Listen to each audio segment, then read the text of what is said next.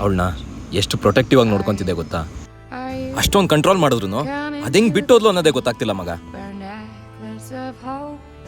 ಮಗ ನಿಂಗೊಂದು ಸ್ಟೋರಿ ಹೇಳ್ತೀನಿ, ಕೇಳ್ತೀಯಾ? ಒಬ್ಬ ಚಿಕ್ಕ ಹುಡುಗನ್ಗೆ ಮೊಲ ಅಂದ್ರೆ ತುಂಬಾ ಇಷ್ಟ ಇರುತ್ತೆ.